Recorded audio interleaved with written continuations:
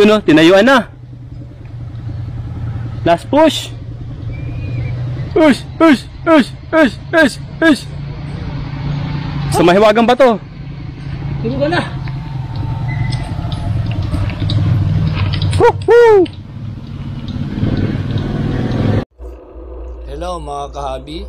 Dito ngayon ako sa Congressional Avenue, Project 8, Quezon City. Time check, 3 AM. October 14, 2023. Maagang ride out ko ngayon kasi nagyaya si boss natin na biyahe uli kami na another long ride sa Mount Samat. Kasi last year pauwi na kami, no? Galing kami ng Mount Samat, nasa Lubao na kami. Nagyaya na si Arnold doon sumakay ng bus kasi masakit na daw yung mga kamay niya. And also inaabot na rin kami ng mga 8 o'clock na sa Lubao dahil nag-dinner pa kami.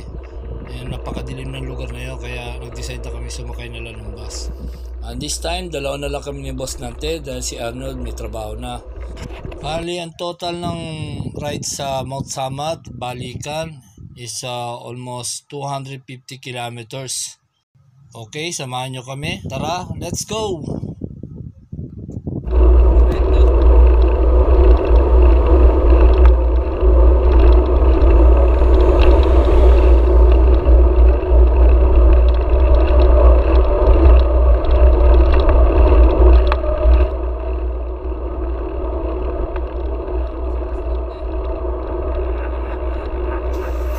Okay, dito na ako sa casino. Wala pa si boss natin, so inantay ko pa siya dito.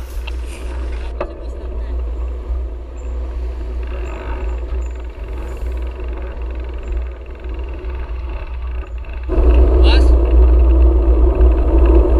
Ha? Ha? Okay lang, sige. May pacing kami, 20 to 25 km per hour.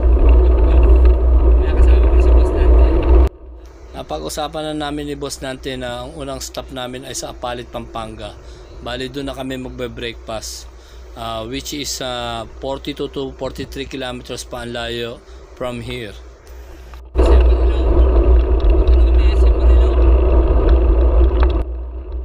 Yung camera naka-mount dito sa stem ng bike ko kasi pag sa chest holder masyado siya magalaw.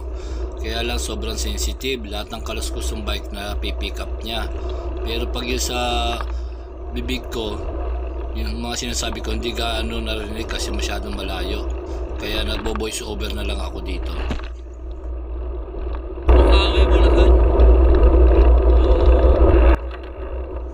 Kaya minsan pagka may sinasabi ako, yumuyuko ako para ma-pick up lang ng camera. Kaya lang mas lamang yung yung kaluskos ng bike, kaya yung mga sinasabi ko hindi malinaw.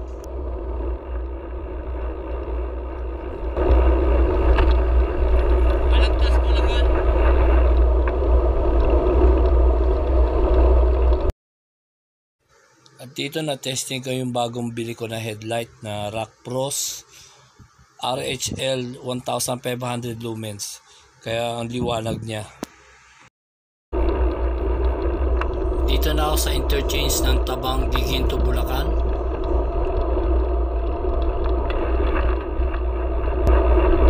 Giginto, Bulacan.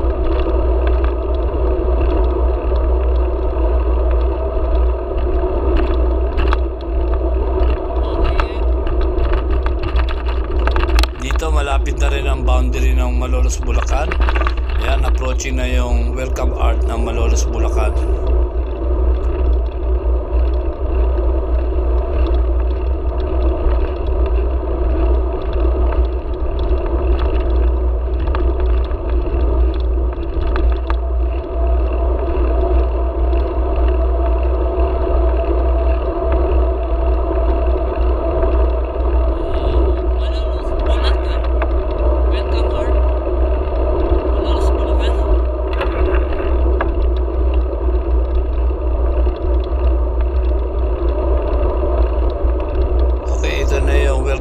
Malolos, Bulacan. Medyo madilim lang kaya hindi ka na makita. Ayan o.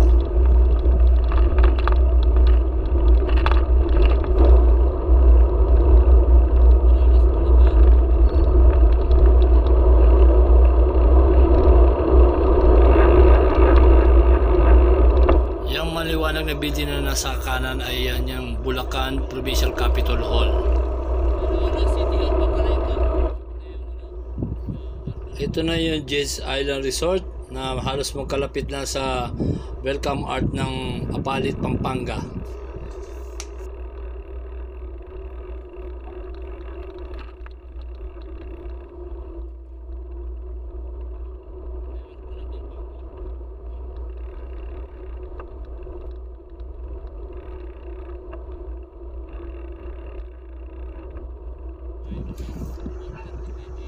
Ayan, natatanaw na yung Welcome Art ng Apalit, Pampanga.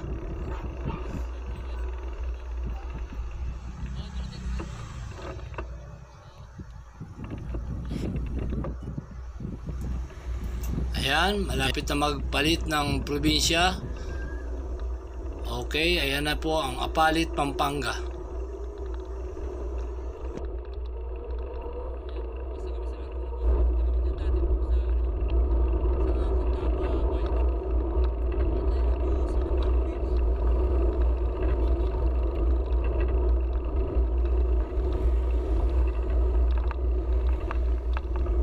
Dito na kami sa New Sulipan Bridge dito sa may Apalit, Pampanga. Kung mapapadaan kayo dito na may araw, makikita nyo dito sa kabilang, sa may right side, nandito yung lumang tulay na kung tawagin ay Old Sulipan Bridge. Hindi na ito pinapadaanan kasi condemned na ito, nakatagilid na siya, pero pwede pa siyang daanan ng mga motor or bike kasi nung last time na pumunta kami ng Candaba, dito kami dumaan sa Old Sulipan Bridge. Medyo challenging dyan dumaan sa Old Sulipan Bridge kasi nakatagilid na siya, talagang medyo kakabahan ka talaga, and also lubak-lubak na siya.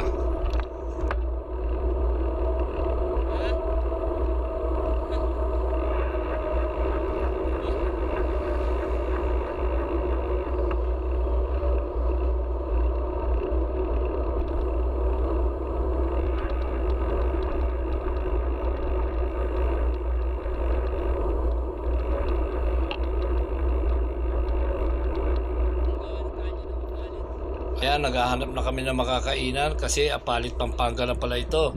So yan, nahanap namin yung 7-Eleven dahil gutom na kami dito. Ayun, nakahigop na rin na mainit na kape. Yun, from dusk till dawn. Ay, mukhang liwayway na. Talo kay boss natin pag bagong kain kami kasi kahit bagong kain yan, ang bilis magpatakbo ng bike.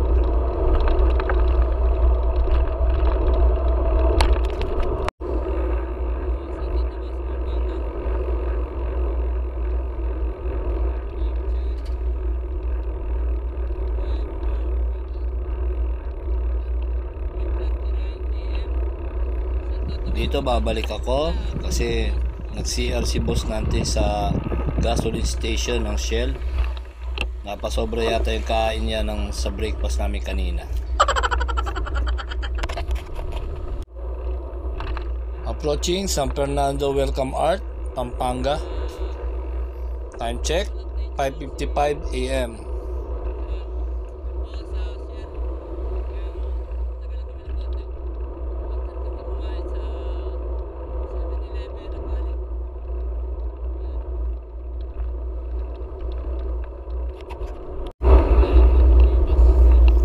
Olivas, Pampanga.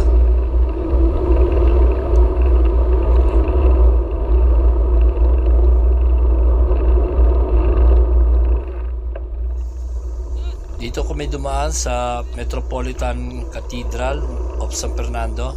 Ayan po yung nasa harapan na namin na malaking simbahan.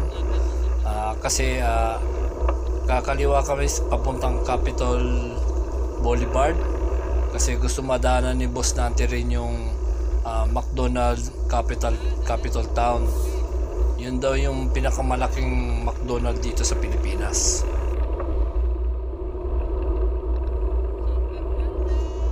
Ito, pakaliwa na kami. So malapit na kami dun sa McDonald's. Okay, dito na kami sa Capitol Boulevard. Approaching na yung McDonald's.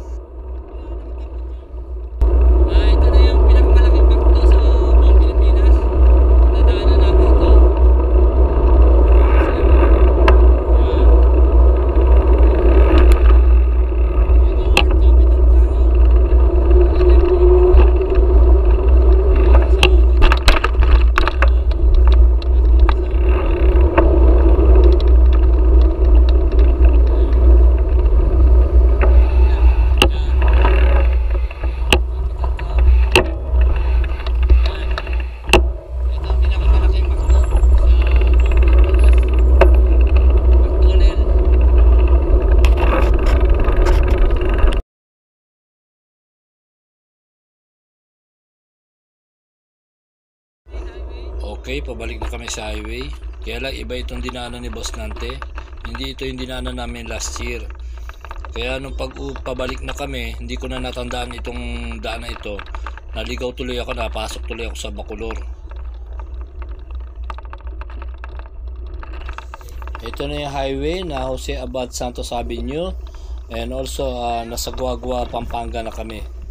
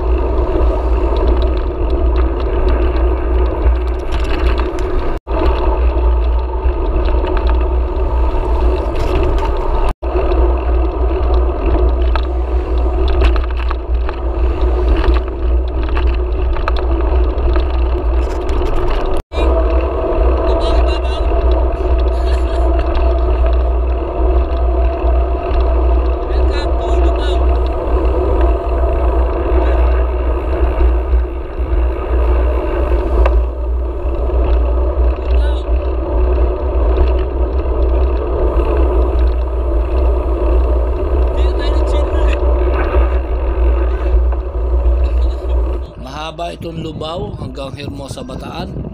And also napakainit dito. Kung mapadaan ka ng start ng 9 AM pataas, sobrang init sa daan na ito.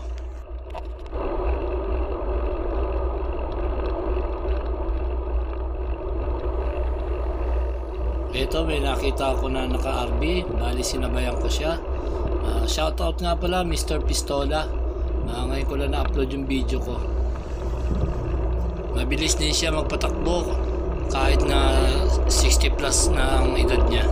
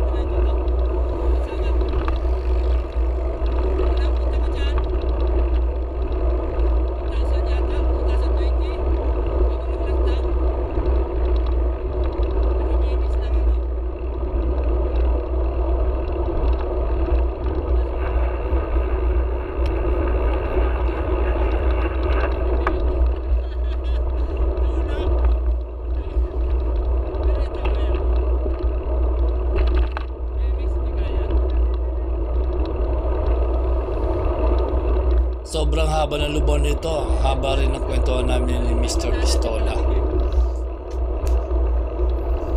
Naikwento niya rin sa akin na retired police siya.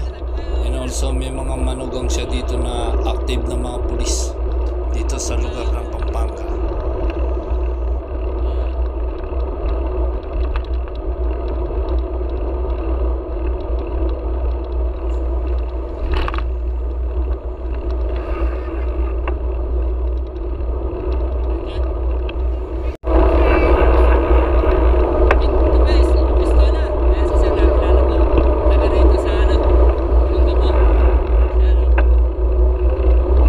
Senior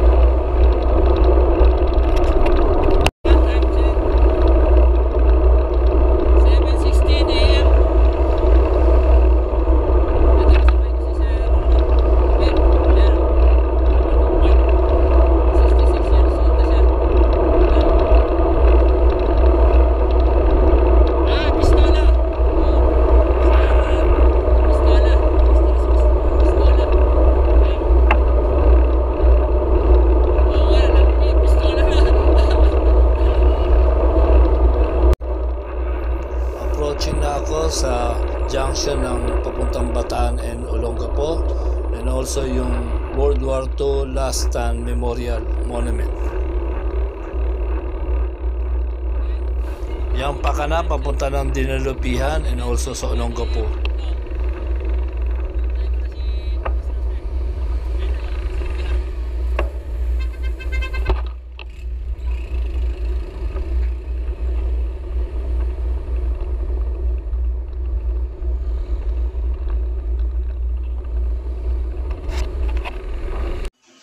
Yun, second breakfast namin, heavy meals na. Kaya ito, naghahabol naman ako kay boss natin kasi busog na busog ako dito.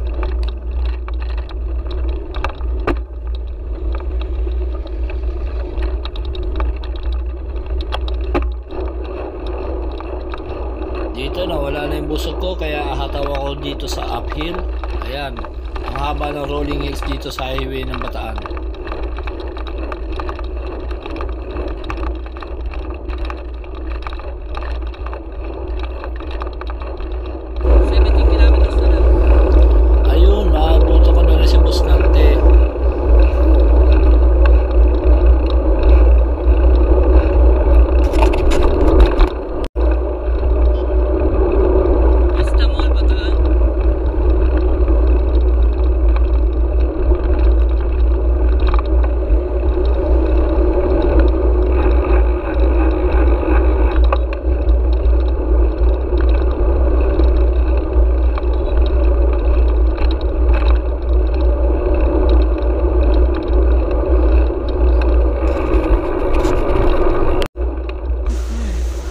Ito na yung flyover dito sa Pilar Bataan.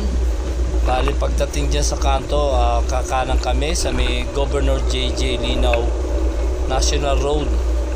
Ito yung pinaka landmark dito, itong flyover na ito. Pag nakita nyo ito, kakanan na kayo. Yun na yung pa-diretso sa Mount Samat. Kulang itong flyover na ito kasi nung unang biyahe namin dito nung February 22, 2020, wala pa itong flyover na ito. Itong pinakakanto, meron dito lumang 7-Eleven. Ito, lumiko na kami pakanan dito sa J.J. Linao National Road. At dito matatanom na kagad yung bundok ng Mount Samat. And habang lumalapit, mapapansin nyo na kagad yung malaking cross doon sa taas.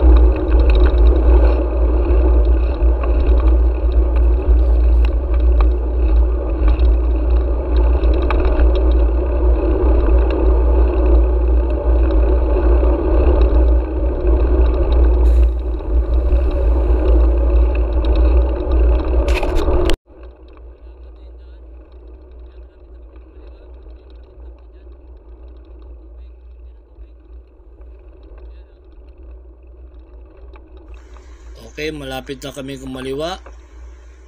Dito makikita nyo yung date march marker. And also ang pinaka landmark ko dito yung malaking tangke na yan, yung water tank na yan. Yan, may kanto dyan, pakaliwa. Dyan na yung daan paakit ng Mount Samat. Yan, ito, kakaliwa na kami dito.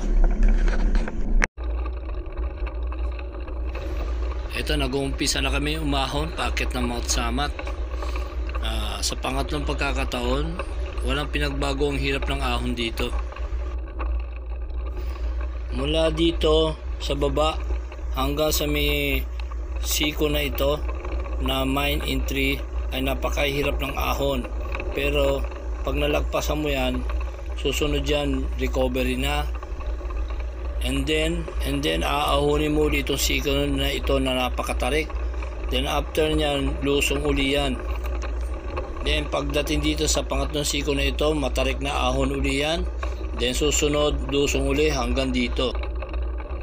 Then dyan, makikita mo na yung riprap sa kaliwang parte ng daan. Then hanggang dito sa may susunod na siko. Ang ginagawa ko dyan ay binabagalan ko na yung takbo. Kasi ang susunod na siko dyan, yan na yung pinakamatarik na parte dyan sa Mount Samat. Itong siko na yan ang pinakamatarik dyan. Kaya dahan-dahan lang ako bago makarating dyan. Para pagdating to sa huling ahon ay makaka-sprint na ako. Kaya may guhit ng dilaw, yan yung pinaka huling ahon dyan na napakatarik. Marami nagtutulak dyan sa parting daan na yan.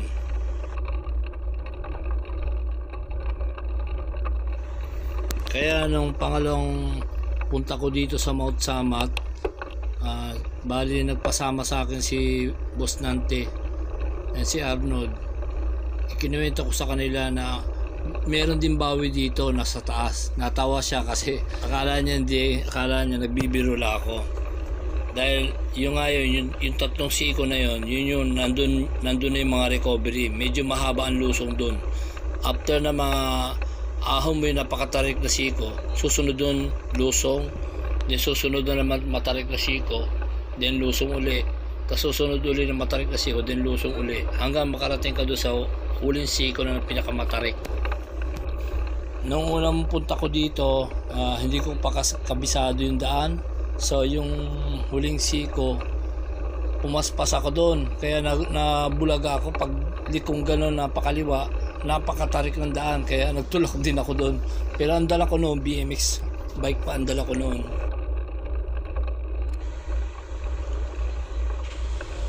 Ito may umuna sa aking bata na naka-road bike. Bali huminto siya kasi naiiwan yung dalang kasama niya na pares din naka-road bike. Puro mga taga may Kawayan Bulacan yung mga yan. Pero nung nasa kalagitnaan na ako, nagulat ako, may umuugong ng mga motor. Nagulat ako, nakaangkas na sila doon, tigi isang motor sila habang karga-karga nila yung bike nila. Dito unti-unti na ako mag-a-apply ng technique. Ayan, pumapagitna na ako hanggang sa kakaliwa na ako. Kasi may mga liko na pakaliwa and also mas malilim sa kaliwa. Yan yung mga technique na ginagamit ko dito.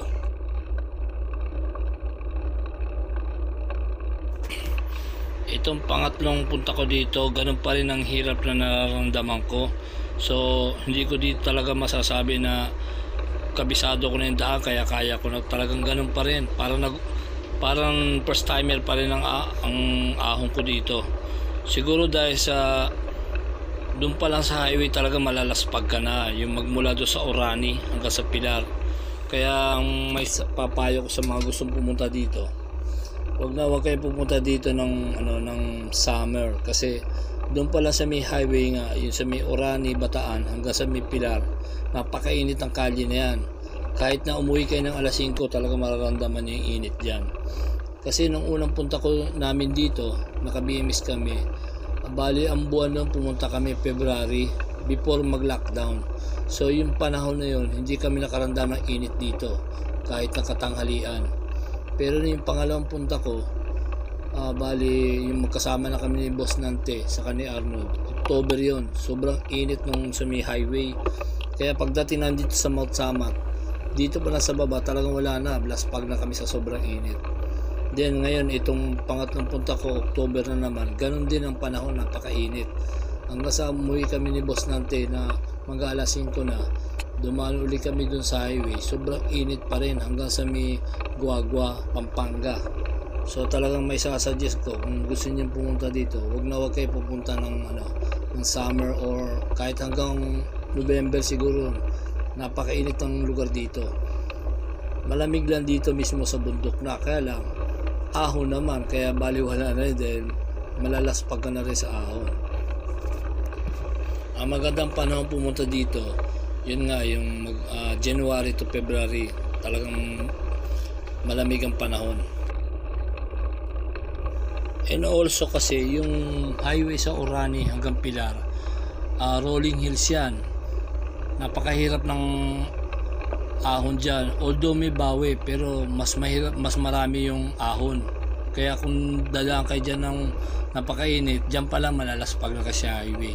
Kahit yung pabalik, mas mahirap yung pabalik dyan sa may highway mula Pilar hanggang Orani. Mahihirap ang mga ahon and matataas talaga ang ahon dyan pabalik sa may highway na yan. Yan yung Bataan Provincial Highway.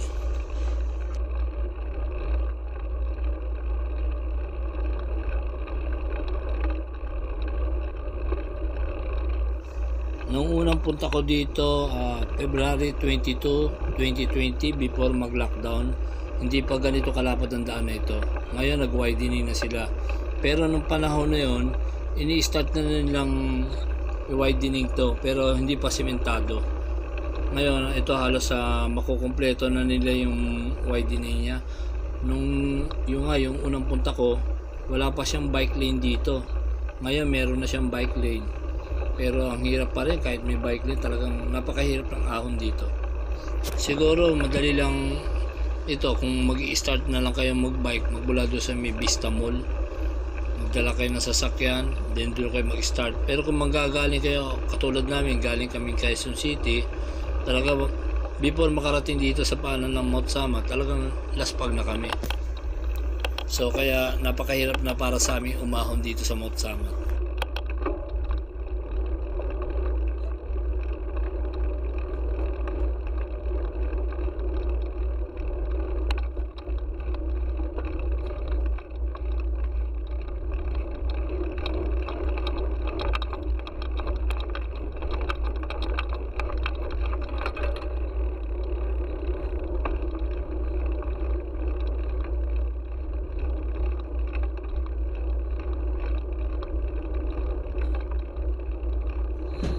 Yung camera ko nga pala nakamount sa may stem nitong MTB, kaya random rinig na rinig lahat ng kaluskos ng bike, pati yung pagpadyak ko rinig na rinig.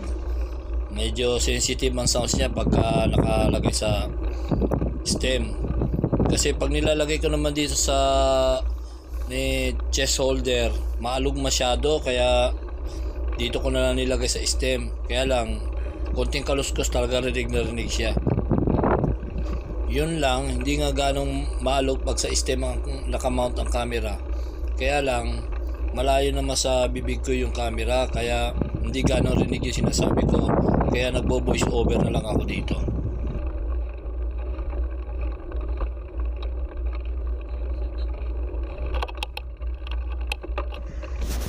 Itong daan na to ay merong papunta ito sa may firing range.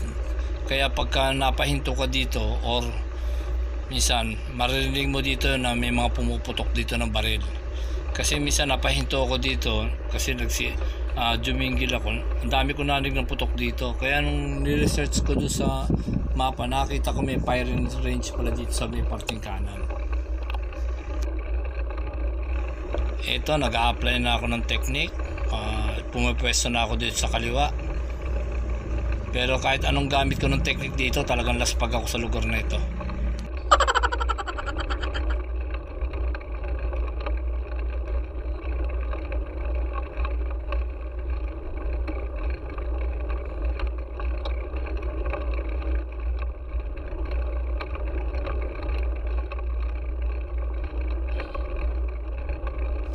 Nag-stay na rin ako dito sa kaliwa kasi mas malilim dito kaysa doon sa kabila. Yan ang isa rin ng mga technique ko para hindi ako agad malaspag ng gusto.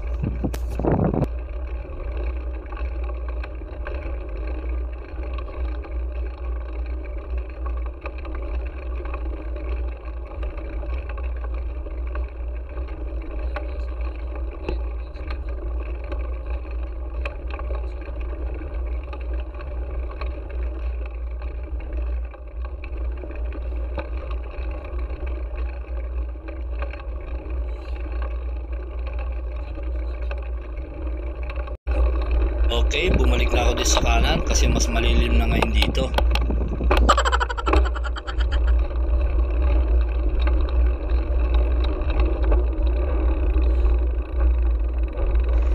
Ayun, nag-aantay na sa akin si Boss Nante. Kaya huminto na rin ako dito.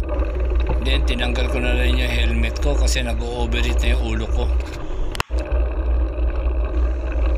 Dito meron incoming na siko pa kanan. Napakatarik ng siko na ito. Pero hindi pa ito yung sinasabi ko na siko na tatlo magkasunod na merong bawi. Hindi pa ito. Malayo pa yon.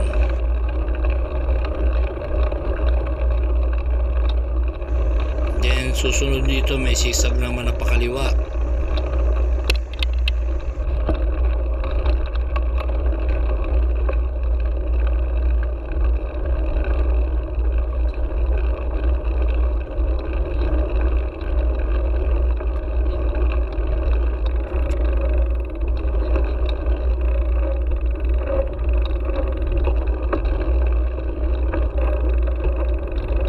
Dito susutin ko lang yung mask ko kasi nararamdaman ko na yung init ng araw.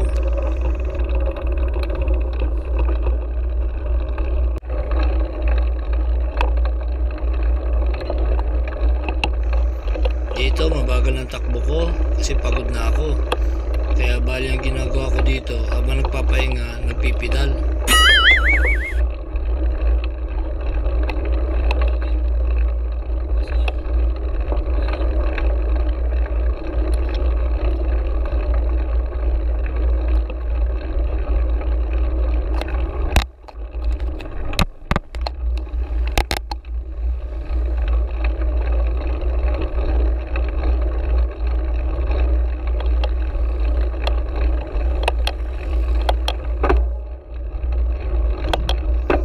Dito merong konting bawi kaya medyo bumibilis na yung takbo ko dito.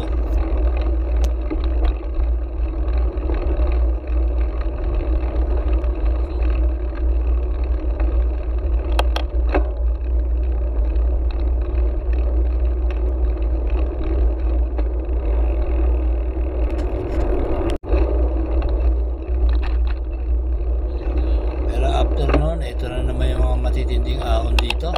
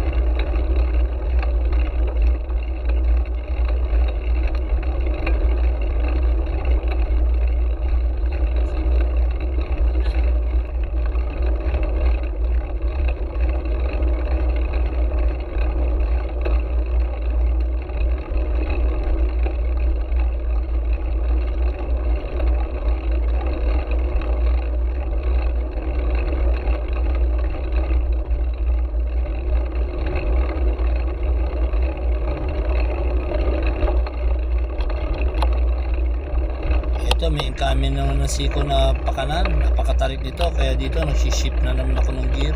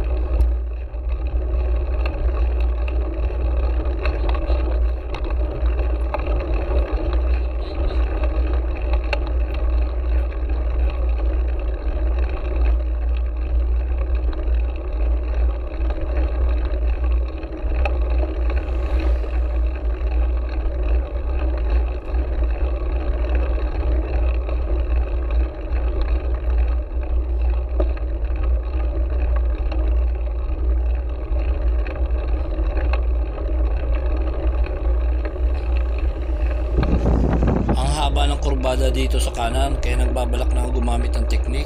Kaya lang may mga dumadaan pang sasakyan, kaya nag-aantay ako ng tiyempo.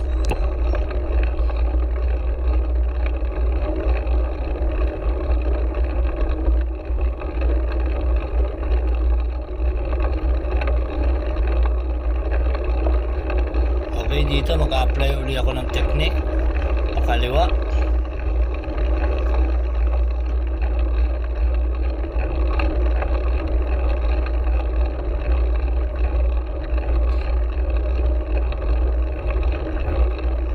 Isa ito sa mga paraan ko para mapaiksi ko yung daan.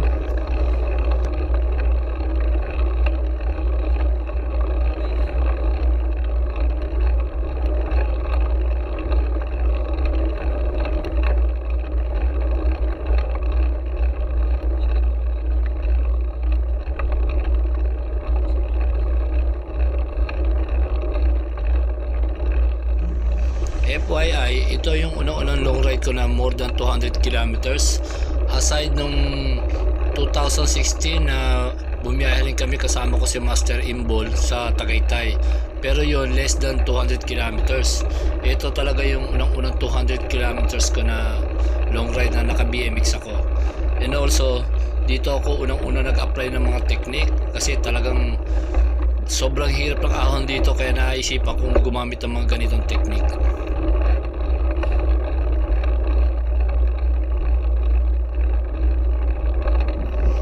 Also mapapansin nyo, madalang ang mga dumadaan ng sasakyan kaya malayang malaya kung gumamit ng mga technique dito.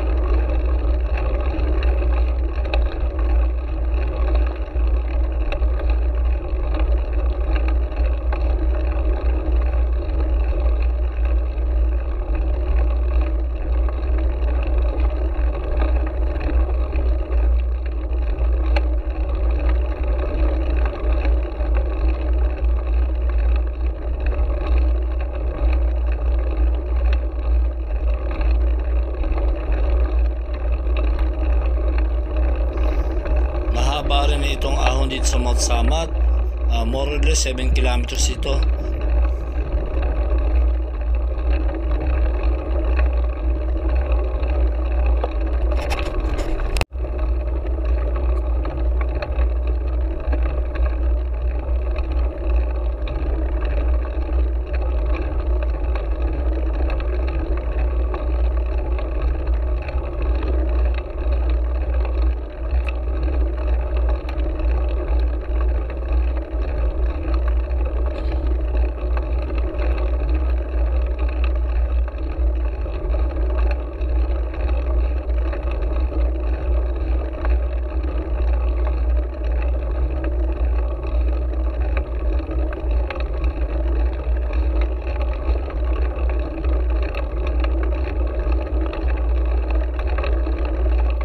Ito, nag-a-apply na naman uli ako ng technique.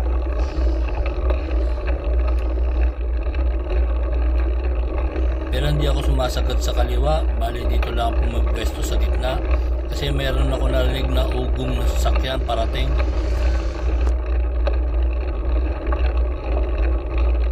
Ayan, may dumarating na kotse kaya bumalik uli ako sa bike lane.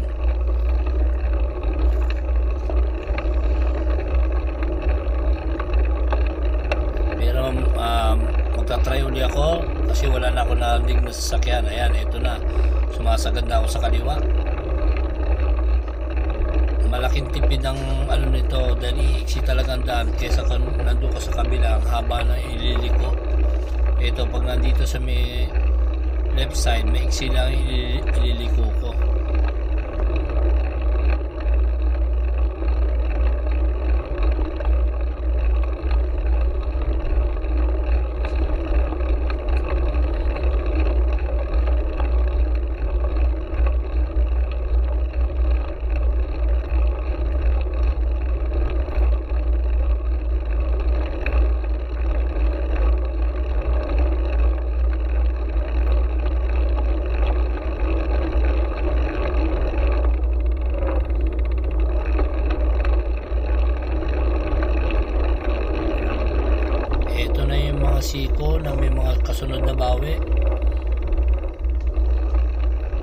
tatlong siko na magkakasunod dyan na mayroong bawi.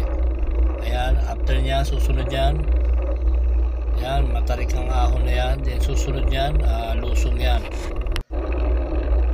Ito, lumulusong na. Ito na yung sinasabi ko na bawi. Dito, under construction pa rin ang widening.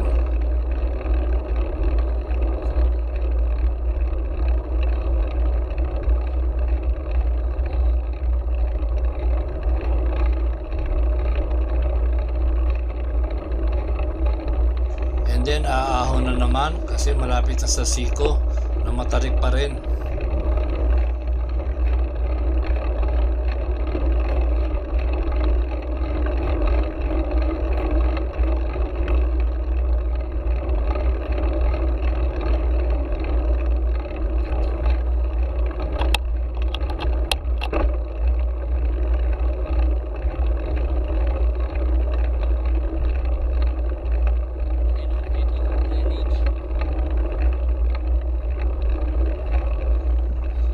Ayan, naglalagay sila ng mga drainage, oh. Siguro binabahab dito. Ito na naman yung matarik na siko. And then, ang sunod niyan, bawi na naman ang palusong ang daan. Ayan, oh, ang tarik. Pero mag-i-stay ako dito sa kanan. Yung iba kasi pumupunta doon sa kaliwa. Kaya lang, hahaba naman yung ahon. And also baka mamaya may makasalubong ko doon sa kaliwa. Pag gantong blind corner, napakadelikado pumunta sa kaliwa kasi hindi mo marinig yung ugong ng sasakyan dahil pababa nga itong daan na ito. Kaya dito hindi gaano narinig yung mga ugong ng sasakyan pag pababa.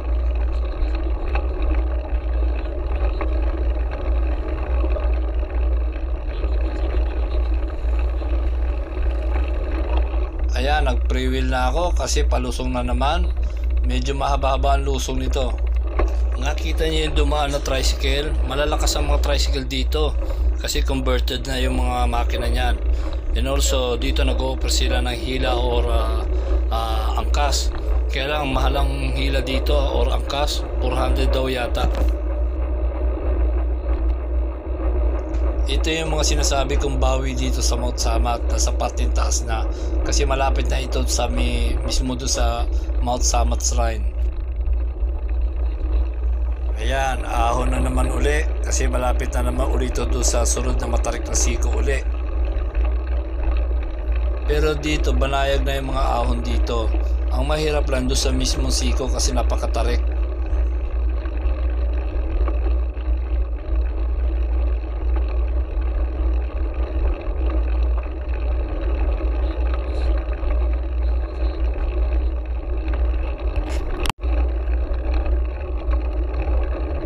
Ito may umuna sa aking RB na solo lang siya. Lagi niya ako inuunahan pagdating sa siko. Pero pagdating doon sa taas, makikita niya magpapahinga uli siya. Kaya kahit mabagal ako, naaabutan ko siya. Ayan na naman yung matarik na siko. Pero after niyan, bawi na naman yan.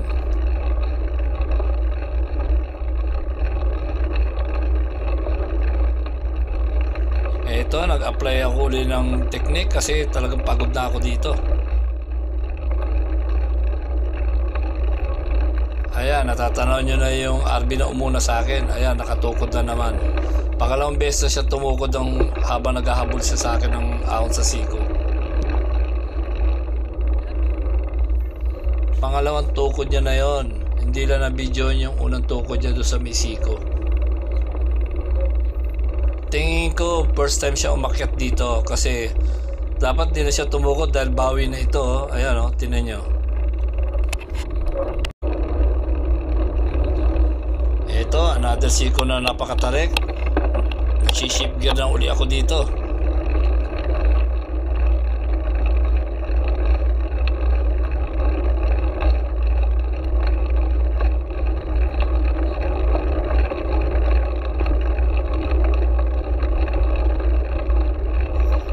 Kukuhanin ko na ito sa right side para mas maiksi ang ahon.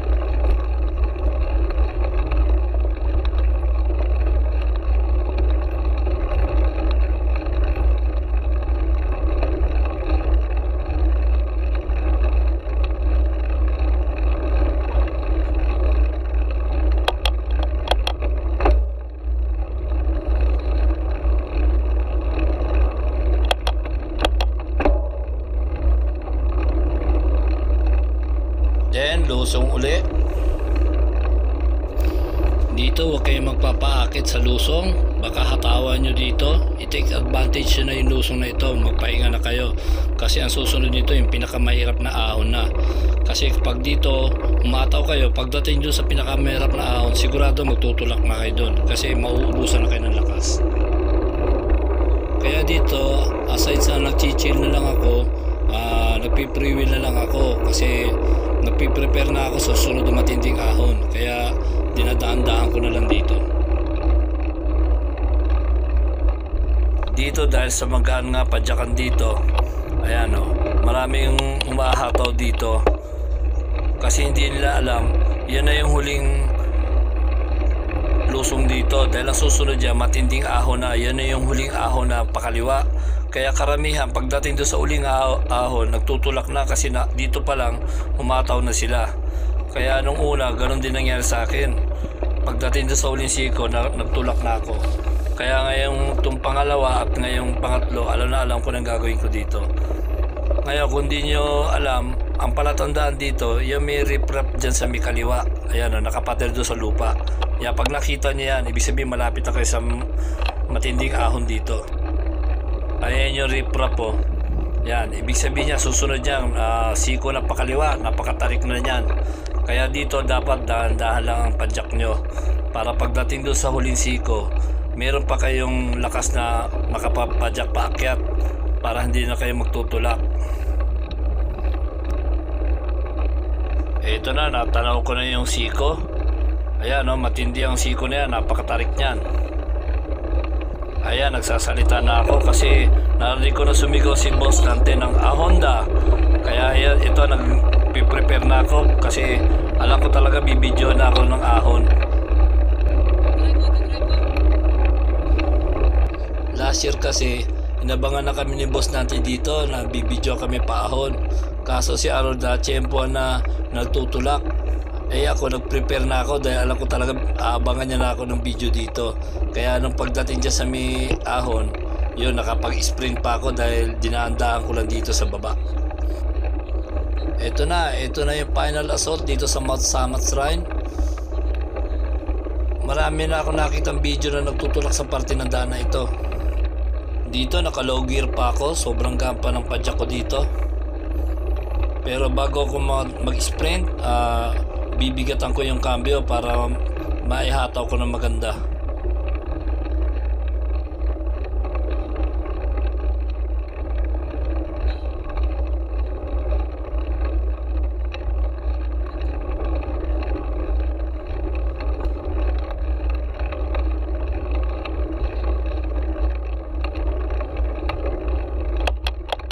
Ayan, nag-shift gear na ako sa high gear. Ito, nag-start na akong tumayo. Kasi natanaw ko na si Boss Dante. Nakapwesto doon sa kanan.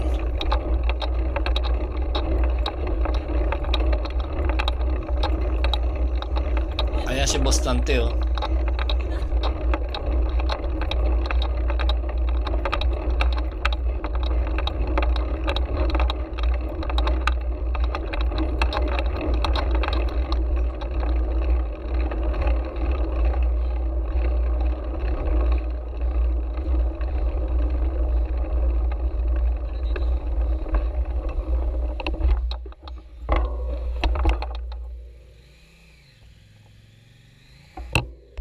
Ito yung kuha ni Boss Dante. Ahonda! Ubad na. Ako man, nakaubad na yun. Yun o, tinayuan na. Last push. Ush! Ush! Ush! Ush! Ush! Ush! Sa mahiwagang bato. Tulugan na! Woohoo! Time check, 11:15 AM. 11:15. Hindi ba na itsura? Pwede na natin ipasok yung bike. Sabog baga ako dito. Bale, iniiwan uli namin yung bike doon sa baba kasi bawal ipasok, and also 40 pesos ang entrance. Yan, nakita namin, oh. Grabe, oh. Ayan, oh.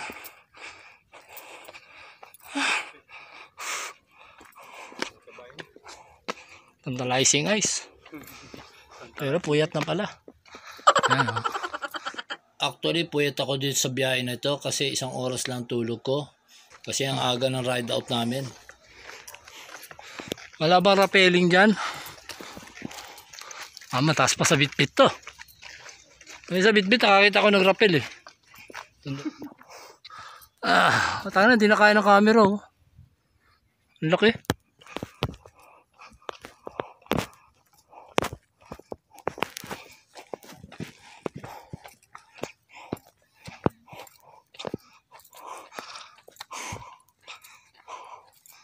Kailangan natin kung anong meron dito.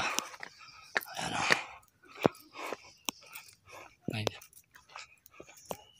Ayan o. Ay, salamat.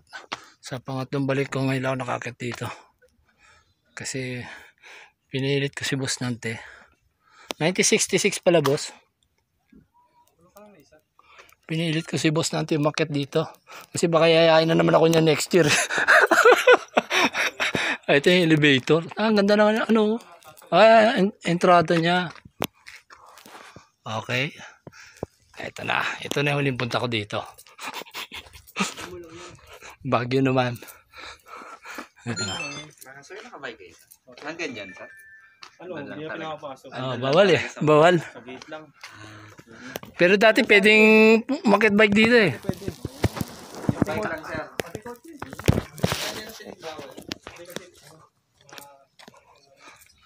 Doon na yung entrance daw yung kanina. Ayun na. Okay.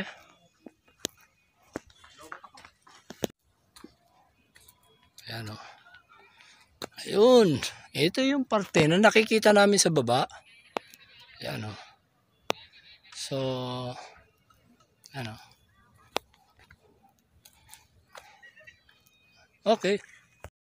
Ito yung pinakamalaking cross dito sa Pilipinas. And also mayroon niyang elevator sa loob. And meron niyang mga upuan doon sa may mismong cross. Dahil may mga bintana doon pwede ka mag-overlooking. Sa ngayon, sarado ito. 3 years in the making bago ko na-akit to. Alam mo, ha? Kasi yung unang punta ko dito at pangalawang punta hanggang sa museum lang kami at sa chapel. Sa sobrang pagod na namin, hindi ko na nakuha umakyat pa dito.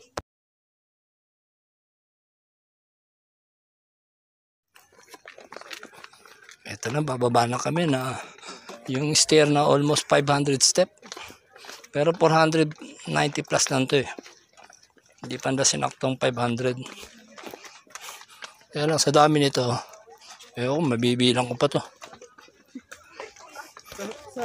Sana. May up naman namin.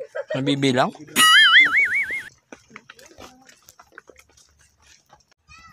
Noong punta namin dito noong February 22, 2020, bawal dumaan doon sa kalye na yung pasigsag. Dito lang pwede umakyat sa stairs na to. Kaso pagod na kami kaya hindi namin nagawang umakyat dito.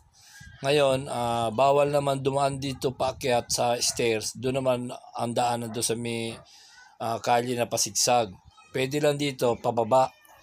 Kaya ngayon ko lang na-experience sa bumaba dito. Hindi ko na-try na umakyat dito. Ang hirap din pala bumaba. Siguro dahil sa pagod na kami, masakit na yung mga binti namin.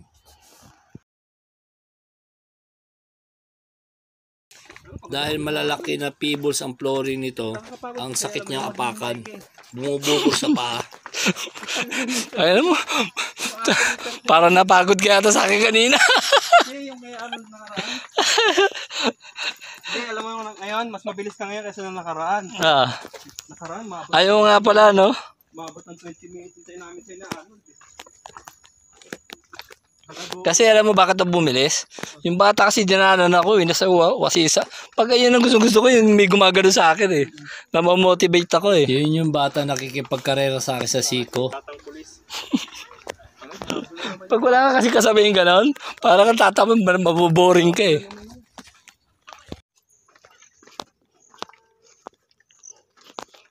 Puta, sakit sa binti. Lalo na siguro kung paakyat. Ito yung simbahan. Ang dami namatay na sundalo dito. Amerikano saka Pilipino at saka Hapon din. Kaya siguro nakakatakot siguro sa gabi dito. Daming ano dito paggabi. Aray, exit only. Ayan, ito boss, ito.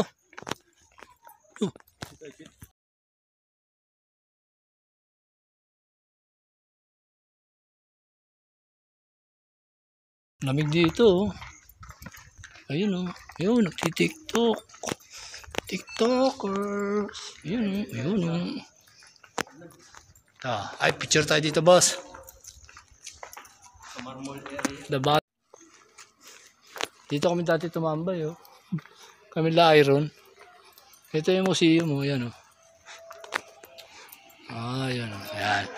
Pwede na kayo papasok kasi nakapasok na ako dyan eh. Ayan oh. Ayan yung museum. Ngayon sa ilalim may higdanan yan.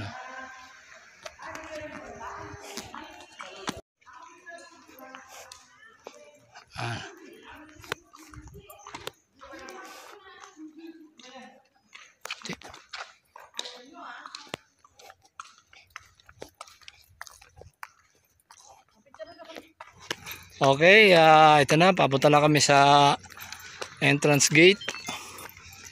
Pauwi na kami. Time check. Ano oras na sa'yo, boss? Time check. 12:52. Sakto, alauna usapan Yun. namin. Bababa na kami. 12:52. Best time na namin to. Kasi nung last year, ano oras sa'yo bumaba, boss? Parang alas 5 na. Alas 5. Yung kami naman, yung unang punta ko din kami na Imbol, mag-alas 5 rin yun. Bumaba kami.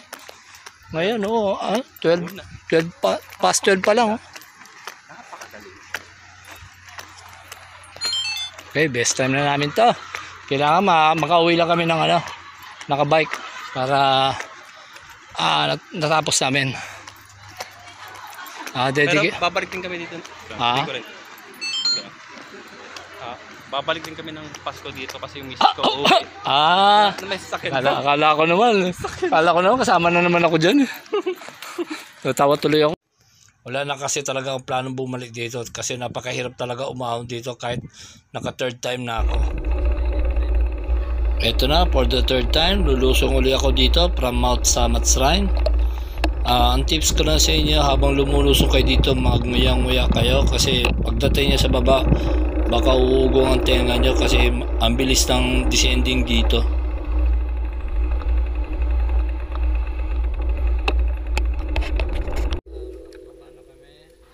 Nag-picture muna ako dun sa may tarpaulin dito kasi talagang wala na akong balak bumalik dito.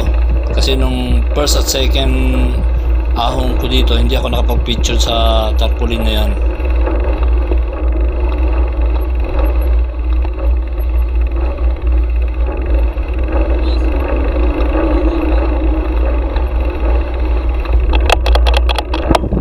Okay, nag-high gear na ako.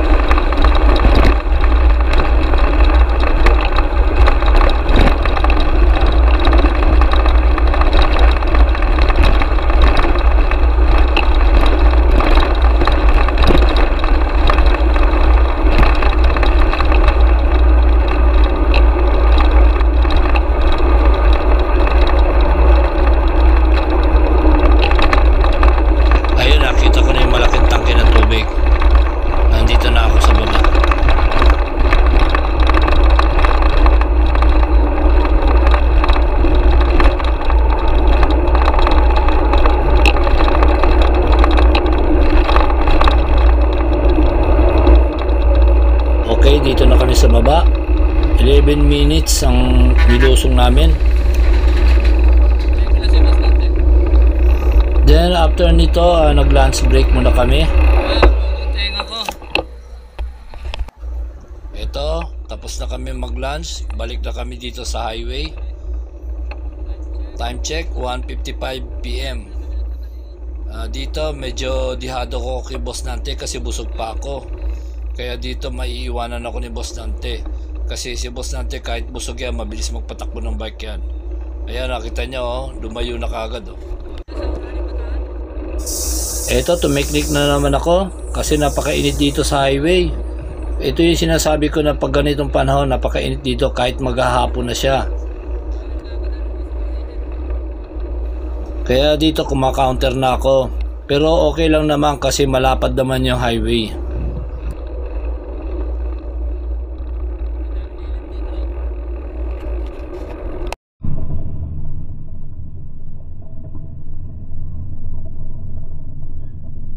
Dito na uli ako sa junction ng Bataan and papuntang Dinalupihan.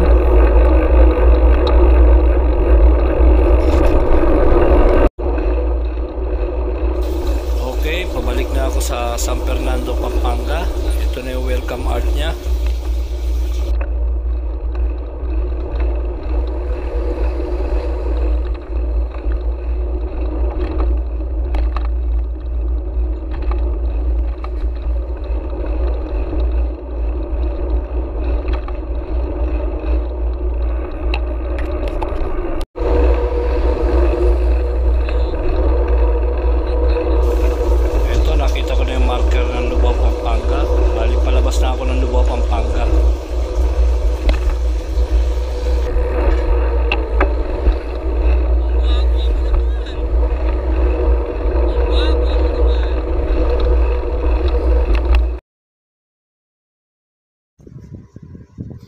Okay, dito na ako sa Guagua, Pampanga.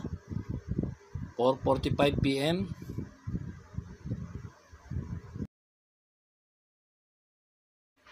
Nagkamali pa ako ng liko, napaliko ko sa Bacolor. Akala ko kasi doon na yung papuntang McDo, na yung pinakamalaking McDo dito sa Pilipinas. Kasi ang usapan namin ni Boss Nante, doon kami maghahapunan sa McDo. Kaya nagkamali ako, naligaw ako. Ito, nakabalik na ako sa highway uli. Ito na yung arko ng San Fernando, Pampanga. Bali dito kakanan ako. Ito na yung alam ko na itong daan na ito. Kasi dito kami dati dumaan. Yung kanina kasi umaga, iba yung nilabasan namin kaya naligaw ako pagbalik. Ito, approaching na ako sa McDo. Ito na yung Capitol Boulevard. Nakita ko rin.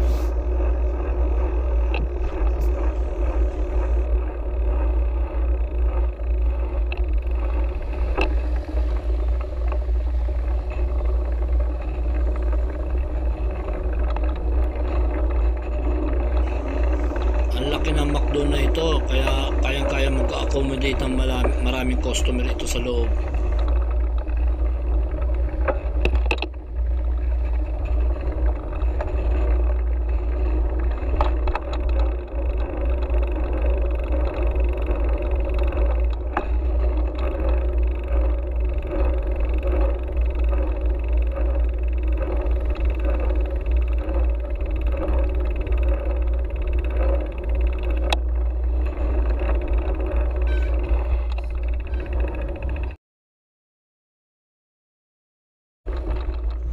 Okay, after namin maghapunan, pauwi na kami. Time check, 6:20 PM. Ang ganda pala dito sa Capitol Boulevard pagkagabi na.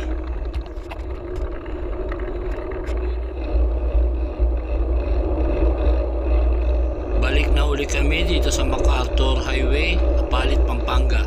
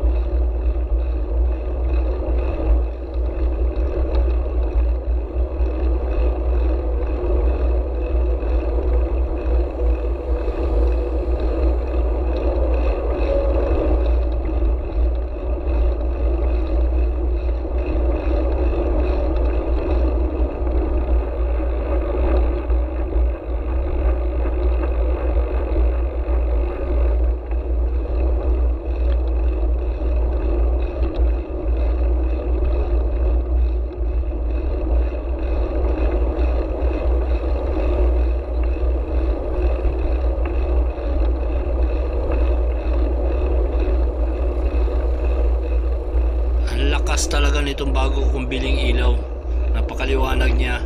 Bali naka power save mode yata ito. Pagka maliwanag, humihina siya. Pero pag madilim na, yun, lumiliwanag uli siya.